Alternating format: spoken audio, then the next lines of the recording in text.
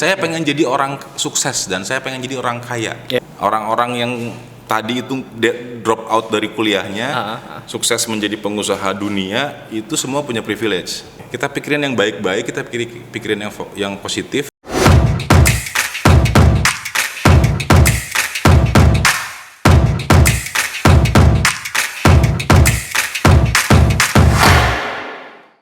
Assalamualaikum warahmatullahi wabarakatuh. Selamat siang sobat podcast Radar Banten. Ketemu lagi bareng gue Daru Pamungkas dalam acara Radar Banten Podcast, tentunya yang sangat dinanti teman-teman.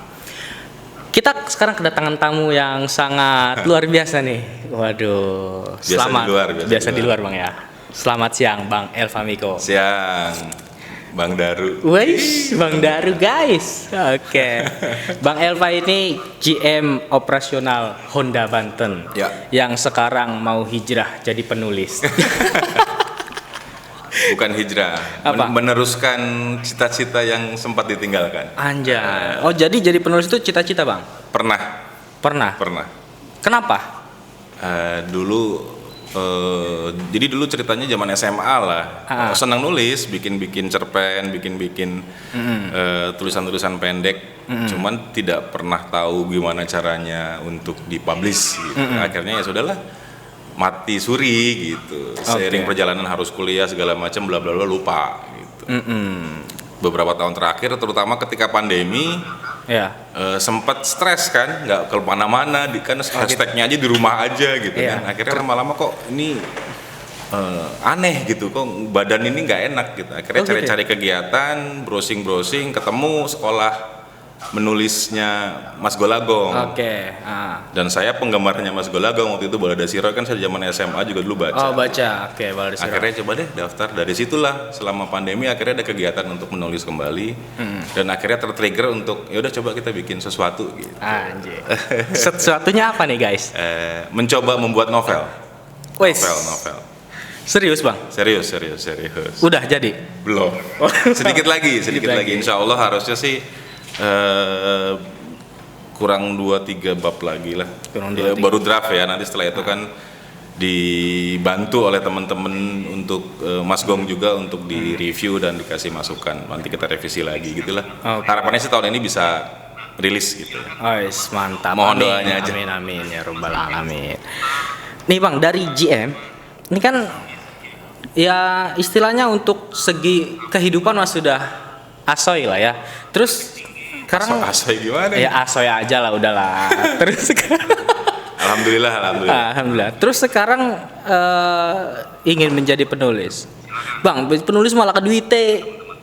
Itu apa pertimbangannya kok ingin nulis itu apa sebenarnya kalau misalkan ada satu karya ya udahlah satu karya. Apa? Melampiaskan imajinasi yang tidak terbendung gitu kan. Jadi kan gue orangnya senang ngelamun gitu loh. Oh gitu. Jadi senang ngelamun, senang fantasi, bukan fantasi yang aneh-aneh gitu ya. Walaupun kadang juga cuman gue suka cerita-cerita tentang jagoan, superhero gitu. Dan gue penggemar sekali Marvel, DC komik gitu kan, gue ngikutin gitu. Dan gue berpikir kenapa sih kita nggak punya semacam itu gitu, superhero yang kearifan lokalnya dapat. Nah jadi gue hubungkan antara superhero dengan kejadian-kejadian yang berbau sejarah di masa lalu Indonesia gitu. Kerajaan lah, bukan Indonesia, belum jadi Indonesia. Berarti yang lagi ditulis juga terkait hal itu. Keren. Kita kembali ke zamannya Singosari.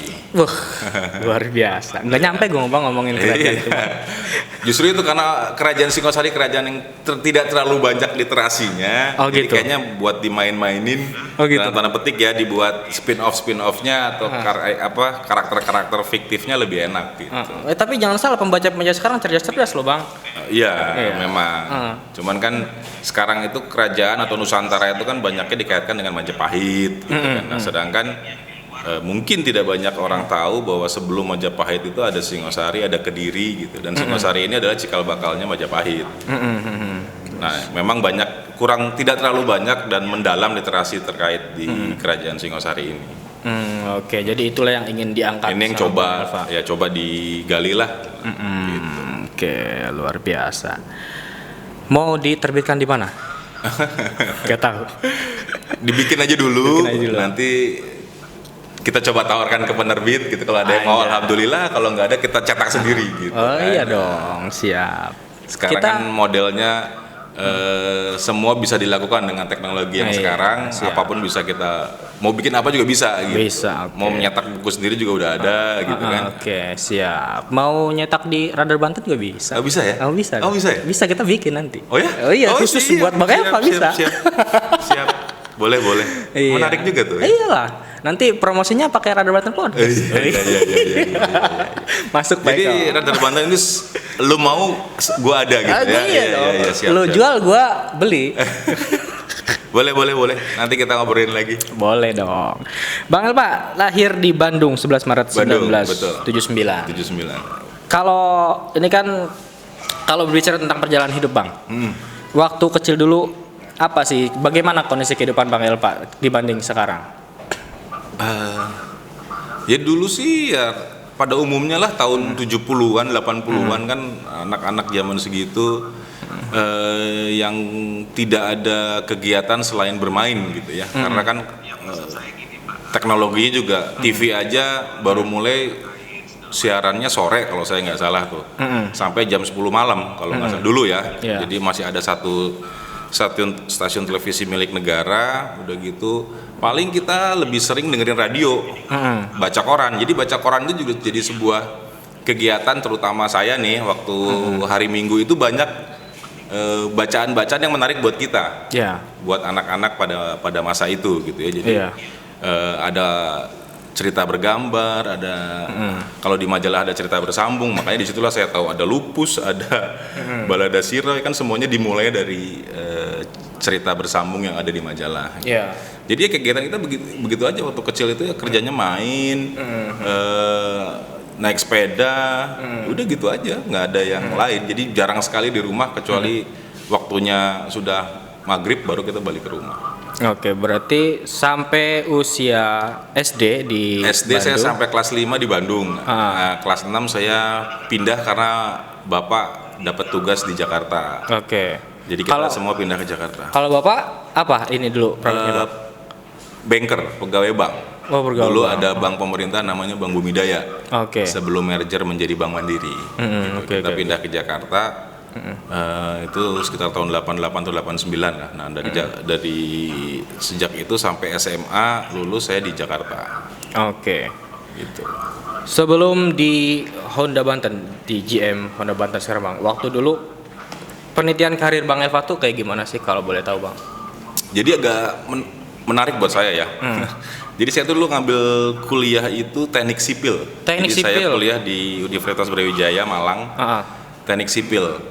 Jadi waktu itu saya itu sama orang tua itu dari SD. Jadi setiap kenaikan jenjang pendidikan ya, SD, lulus SMP, lulus SMA, itu saya selalu disikotes sama orang tua. Jadi dibawa, minta tolong orang untuk psikotes gitu ya. Nah, setiap psikotes saya itu hasilnya selalu karir yang baik menurut hasil psikotes itu hanya jadi dokter, insinyur, atau bergerak di dunia kesenian. Oh gitu. Aktor gitu. Dokter, insinyur, kesenian. Saya milih aktor dong waktu itu. Oh gitu. Karena dulu kan tahun 80-an nonton filmnya Rano Karno. Anjay, Bang Dul. Mantan Bapak Gubernur kita. Anjay, gitu kan. Iya. Kok kita sih? Okay. Iya, Banten maksudnya. Nah, itu kan seneng banget tuh. Wih. Jadi pengen jadi aktor gitu. Nggak boleh lah sama orang tua. Waktu itu aktor mau jadi apa? Dulu belum ada tuh kayak Reza Rahadian yang filmnya box office gitu ya. Dulu kan ya artis-artis atau aktor-aktor itu terkenal glamor tapi hidupnya tidak sejahtera. Tidak sejahtera gitu ya. Akhirnya nggak boleh, aktor nggak boleh, pilihannya hanya jadi dokter atau jadi insinyur. Dokter mah susah lah ya gitu kan. Jadi saya itu tipikal yang nggak di kelas itu nggak pernah juara, tapi minimal 10 besar. Jadi tengah-tengah aja. Jadi ambil aman aja. Akhirnya saya pikir saya cari teknik mesin, mainan mesin saya nggak suka. Gitu ya. Teknik arsitek saya harus gambar, saya nggak bisa. Yang saya suka tuh cuma ngitung duit gitu ya, hitung-hitungan lah gitu ya. Artinya teknik apa yang kuliahnya itu nggak banyak gambar, nggak banyak yang susah gitu kan. Elektro apalagi kan susah tuh, arus listrik saya nggak paham. Akhirnya ada nih, kebetulan saya punya om juga teknik sipil. Udah teknik sipil aja, jadi arsitek yang gambar, lo yang bangun, lo yang hitung, dia bilang gitu. Menarik nih, bilang gitu. Udah akhirnya pilih teknik sipil, nggak tahu bagaimana, pokoknya saya masuk teknik sipil aja dulu gitu. Iya. Dan akhirnya alhamdulillah keterima tuh di Brawijaya waktu itu MPTN kan. Terima dari Brawijaya ya sudah. Saya kuliah 5 tahun pun saya kuliah setelah perjanjian dengan orang tua. Jadi bapak saya nanya, lo mau kuliah berapa lama? 5 tahun pak, kenapa nggak 4? Setahun mau main-main dalam tanda petik, mau cari pengalaman gitu ya di luar kuliah. Akhirnya ya udah deal 5 tahun, kalau lebih dari 5 tahun biaya tidak ditanggung lagi gitu kan. Gitu. Oke, deal. Nah di situ selama setahun itu, karena saya skripsi sebenarnya udah selesai 4 tahun, skripsi udah selesai. Nah setahun itu saya pakai buat kerja. Jadi saya kerja di radio waktu itu. Kembali lagi tadi menyalurkan hobi seninya tadi. Akhirnya masuknya di radio, penyiar. Berapa tahun bang penyiar? Setahun itulah, selama nunggu lulus itu. Jadi 1 tahun setengah, ya kurang lebih lah, dari tahun 99 sampai 2000 lah. Gitu. Saya jadi penyiar di situ, dan akhirnya 2001 selesai, ya sudah kembali ke Jakarta tuh. Kembali ke Jakarta, ada cerita yang lucu juga kan, harusnya saya ini kuliah di teknik sipil, kerjanya di kontraktor gitu ya, di perusahaan yang belakangnya ada karya-karyanya gitu kan. Gitu. Tapi sudah mencoba melamar segala macam, balik lagi karena hitung-hitungan saya nggak masuk tuh waktu itu. Jadi begitu di ngobrol-ngobrol, interview, ngomongin tuh salary ya. Saat itu 2001 baru mau recovery dari krisis moneter 98. Jadi pembangunan pun belum begitu banyak. Jadi memang persaingannya sangat seru tuh untuk masuk ke dunia konstruksi. Begitu dapat panggilan segala macam, terus teman-teman saya juga udah ada yang masuk, saya tanya berapa gaji lo gitu kan. Gitu. Saat itu 900.000 di Jakarta tahun 2001. Jadi itu apa? Ya masih staff aja gitu, masuk aja dulu gitu. Jadi nanti bagian yang ya belum di proyek itu, masih di kantor, masih training, masih apa gitu. 900.000, ongkos aja udah 600.000 ya gitu kan, waktu itu hitung-hitungan. Aduh nggak masuk gitu. Jangan. Akhirnya cobalah cari yang lain. Akhirnya saya terkenal sama teman-teman kuliah saya sipil murtad gitu. Jadi teknik sipil yang nggak kerja di dunia sipil itu cuma saya gitu. Ternyata ada setelah berjalannya waktu, ada beberapa teman-teman saya juga yang kerjanya masuk ke bank gitu kan. Akhirnya udah, jadi kita punya komunitas sipil murtad Brawijaya gitu. Nah di situ saya akhirnya ya udahlah, buka lagi lowongan. Akhirnya tertarik dengan ada satu lowongan manajemen trainee. Ya mungkin karena dasarnya orang tua saya juga orang dulu di bank gitu kan. Akhirnya ujung-ujungnya balik juga ke bank seperti teman-teman saya yang lain. Tapi waktu itu saya masuk ke sebuah perusahaan Astra, anak perusahaan Astra yang bergerak di bidang pembiayaan sepeda motor. Itu di FIF. Nah, akhirnya saya masuk manajemen trainee-nya FIF. Dari 2001 sampai 2008. Nah, udah itu saya pindah lagi ke perusahaan pembiayaan juga, sepeda motor juga. Itu dulu namanya Para Finance, sekarang Mega Finance. Itu grupnya CT Corps, Pak Khairul Tanjung. Dari situ baru saya ke Honda Banten. Jadi dunia kerja saya itu tidak lepas dari otomotif, roda 2 dan Honda. Jadi dari 2001 sampai hari ini pun ya berkecimpungnya masih di situ gitu. Gitu. Jadi berapa tahun tuh? 20 tahun lah ya, 2001 sampai 2022 ini ya, mau 21 tahun. Ya masih berkutatnya di dunia otomotif dan pembiayaan sepeda motor. Jadi itu dunia saya gitu. Ini ngomongin Honda, sekarang Honda makin gencar aja nih melakukan kegiatan-kegiatan nih Bang. Alhamdulillah, ya itu sih bagian dari, jadi kita itu nggak cuma promosi yang jualan motor gitu ya. Jadi ada beberapa hal yang memang kita bukan CSR, tapi ini CSR pun ada, tapi ini yang kita lakukan bukan CSR, tapi ini adalah bentuk kepedulian kita terhadap konsumen kita gitu. Jadi kita ada yang namanya safety riding gitu ya. Jadi kita mengajarkan bagaimana berkendara motor yang baik gitu. Karena bagaimanapun juga 80% penjualan motor di Banten itu Honda. Jadi kita punya tanggung jawab sosial supaya pengendara ini selamat, aman, nyaman gitu. Karena kalau dengar berita kecelakaan juga kita gimana gitu ya, apalagi yang kecelakaan motornya misalnya Honda. Gitu. Nah, ini tanggung jawab kita sebagai penjual untuk bagaimana mengajarkan. Ya walaupun itu kembali lagi ke penggunanya ya, cuman paling enggak kita sudah mulai melakukan kampanye untuk bagaimana berkendara yang aman dan selamat gitu. Jadi kita lakukan dari levelnya anak TK sampai ke mahasiswa. Anak TK sampai ke mahasiswa. Sampai ke mahasiswa gitu. Jadi itu ya itulah tanggung jawab sosial kita kepada konsumen kita. Pada konsumen. Ini di parkiran ada Banten nih, yang main-main futsal yang di parkiran nih Honda, banyaknya Honda nih Bang. Iya. Kita beberapa kali juga sudah kerjasama sama Radar Banten gitu kan. Siap.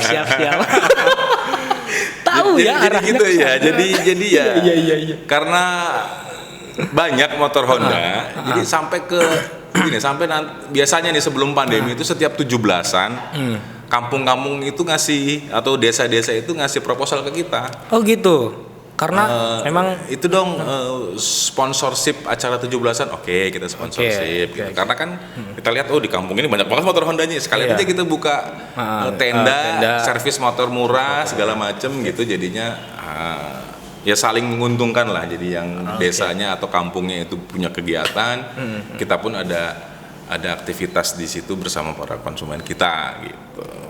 Mantap. Oke deh, Bang. Kalau tadi kan kita dengar cerita Bang Elva yang tadi dari anak sipil, kemudian ternyata berbeda ketika dunia kerja. Betul. Sebenarnya ada hal apa sih Bang? Dan itu juga mungkin nggak cuma Bang Elva yang ngalamin, banyak anak-anak sekarang yang ngalamin kayak gitu. Pasti. Apa sih Bang? Hal apa sih yang membuat hal itu terjadi Bang? Apakah memang ketidaksesuaian dengan basic ilmu yang diambil atau gimana tuh Bang? Pertama sih gini ya, saya tuh selalu banyak, apalagi sekarang tuh banyak gitu ya, sekolah tuh nggak penting gitu kan, banyak denger kan, bahkan banyak konten-konten kreator yang bikin sekolah itu nggak penting, lihat aja Bill Gates, lihat aja siapa Zuckerberg, Steve Jobs gitu. Saya bilang enggak. Itu cuma berapa orang sih di dunia yang kayak begitu, ya kan? Dan berapa jumlah penduduk di dunia gitu. Peluangnya kita untuk bisa begitu itu kecil banget. Bahkan boleh dibilang tidak ada. Setelah ditelisik lagi, gitu kan? Semua orang-orang itu punya privilege. Orang-orang yang tadi itu drop out dari kuliahnya, sukses menjadi pengusaha dunia, itu semua punya privilege. Orang tuanya mereka mampu semua. Gitu. Nah, sedangkan kalau saya orang tuanya biasa aja, ya kalau kita mau survive, kita mau bisa menghasilkan di dunia kerja, ya saya harus kuliah. Nah, ketika lulus dan tidak sesuai dengan background pendidikan saya cuma berpikir pasti ada sesuatu dari pendidikan saya yang bisa saya bawa ke dunia kerja. Kalau saya ditanya ke sipil, itu saya waktu itu ketika saya masuk ke FIF, hal pertama yang ditanya oleh Pak yang menginterview saya adalah, di FIF itu ada yang namanya target. Kamu siap nggak dengan target? Siap nggak dengan tekanan? Akhirnya saya bilang, saya di kampus itu dulu di teknik sipil itu saya biasa ditekan. Dalam arti gini, tugas itu kan harus selesai on time. Kalau enggak, saya nggak bisa ngambil kuliah semester berikutnya. Justru itulah di teknik sipil diangkat di tempat kita itu kuliah 7 tahun adalah hal yang normal. 7 tahun hal yang normal. 7 tahun adalah hal yang normal. Karena tadi itu semester 1, 2, 3 itu kalau semester 1-nya nggak lulus, dia nggak bisa ngambil di semester 2 gitu. Dia harus nunggu tahun depan untuk ngambil yang jilid 1-nya dulu nih. Misalnya misalnya kalkulus 1 gitu, nggak lulus ya nggak bisa ngambil kalkulus 2 kan gitu. Nah, jadi ditekan atau dikasih deadline itu adalah hal yang biasa. Ngejar-ngejar dosen, cari dosen untuk minta bimbingan atau untuk minta tanda tangan, itu ketika dulu ya zaman saya itu di tahun 90-an hal yang cukup sulit sih buat kita, karena dosen saya juga banyak dosen yang megang proyek gitu, jadi dia jarang di kampus gitu. Kampus hanya untuk ngajar, selesai ngajar dia pergi lagi gitu. Jadi memang harus kita cari timingnya. Jadi disitulah yang saya ambil pelajarannya. Mungkin tidak ilmu teknik sipilnya, tapi tadi pelajaran-pelajaran sosialnya yang saya ambil, yang bisa saya terapkan di dunia kerja. Nah akhirnya itu juga yang membuat yang interview saya, berarti siap gitu ya, saya untuk dikasih target, ada pressure dari kantor segala macam, bukan hal yang susah buat saya. Pada saat itu saya jawab begitu, dan akhirnya diterima. Dan pada saat perjalanannya ketika masuk 2003, saya berpikir saya harus benar-benar belajar dunia marketing, karena kan saya akhirnya ditaruh di marketing. Karena saya tidak punya dasar marketing yang baik selain baca buku atau baca majalah, saya harus kuliah lagi. Nah disitulah saya di 2003 saya putuskan saya kuliah S2 ambil Magister Manajemen. Saya ambil di IPB karena waktu itu IPB punya kelas Jakarta.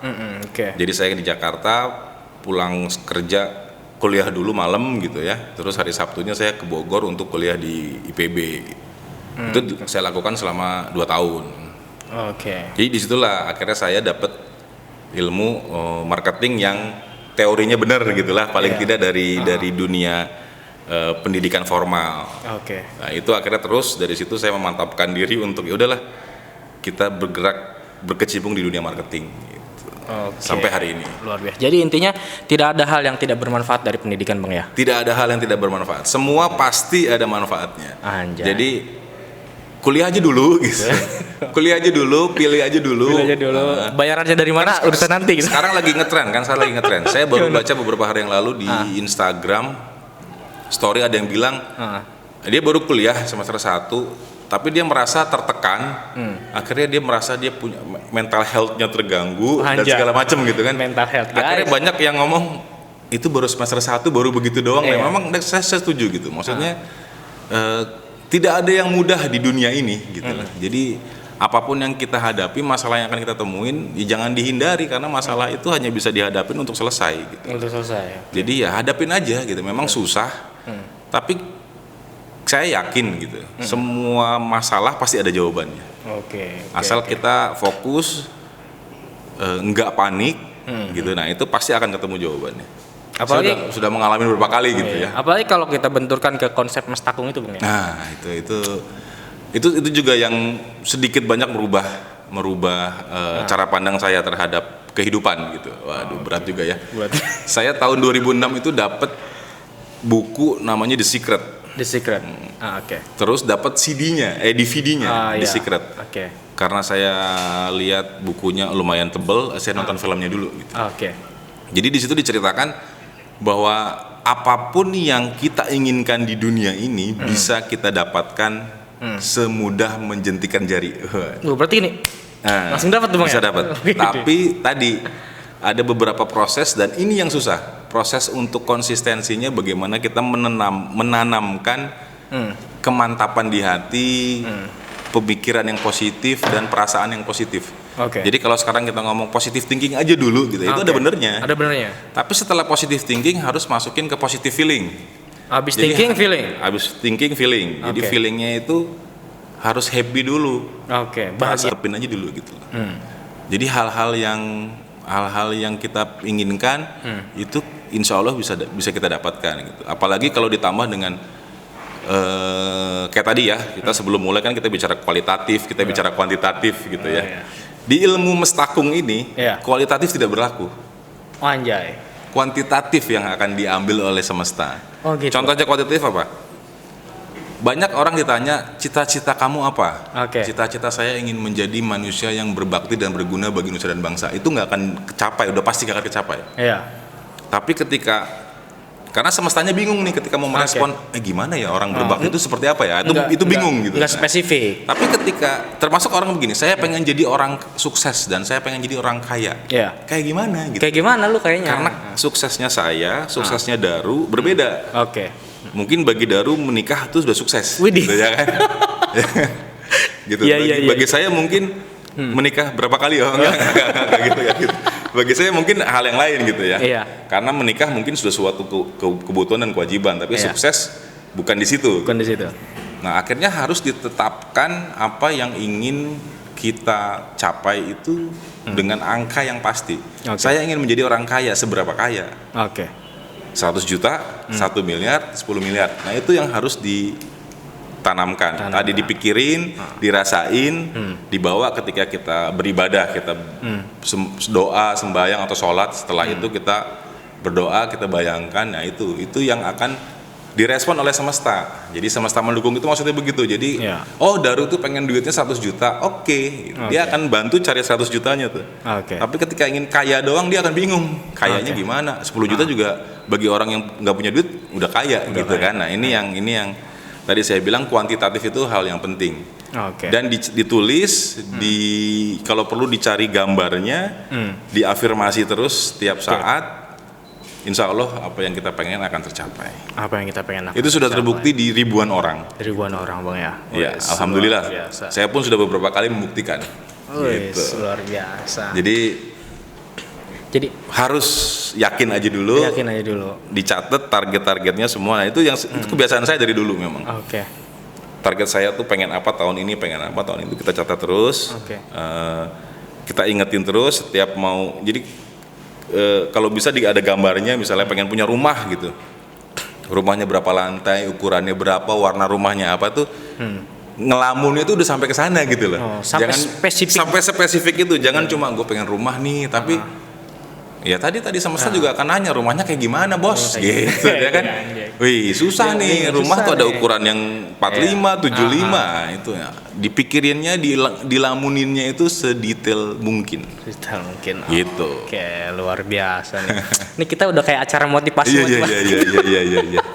Nggak motivasi, berbagi. Iya dong. Jadi gitu, mau apapun bisa. Jadi sama saya tuh nggak ngeliat itu hal baik atau hal buruk selama lo fokus. Jadi kalau nggak percaya gini deh. Pernah nggak suatu waktu di pagi hari ketika bangun kaki kita kena ujung ranjang? Iya. Udah gitu kan, aduh sakit dan kita mengumpat, kita marah-marah gitu. Saya pastikan habis itu sepanjang hari kita pasti bete. Karena tadi yang dibayanginnya tuh, aduh sakit, aduh nggak enak banget tuh. Yang nggak enak-enak kan muncul. Apalagi ketika aduh hujan nih, aduh bete banget hujan nih, naik motor gue pasti basah. Pas nanti kesiram sama genangan air, dan itu pasti akan terjadi karena kita mikirin hal negatifnya segitu fokusnya. Nah kalau kita biasa mikirin yang negatif segitu fokusnya, kita ganti. Kita pikirin yang baik-baik, kita pikirin yang positif, tapi dengan sefokus pada saat kita mikirin itu. Atau pada saat kita ketakutan, itu kadang kita ketakutan itu lebih fokus. Kalau kita lagi takut itu kadang fokus, gue takut sakit, gue takut kena COVID nih, segala macam gitu. Akhirnya kena gitu. Tapi yang dipikirin jangan kena COVID ya, gue harus sehat, gue harus olahraga, gue harus minum vitamin, makanan yang sehat. Nah, insya Allah itu ya terhindar lah. Jadi semuanya tergantung bagaimana cara kita berpikir. Oke, luar biasa. Ini kalau udah penonton tepuk tangan semuanya. Oke, itu dia Sobat Radar Banten Podcast, obrolan yang sangat menarik dengan seorang GM Honda Banten, Bapak Elva Miko. Terima kasih. Sampai ketemu lagi di Radar Banten Podcast. Salam literasi, Bang. Salam literasi. Salam literasi aja. Salam satu hati. Anjay, satu hati. Terima kasih semuanya.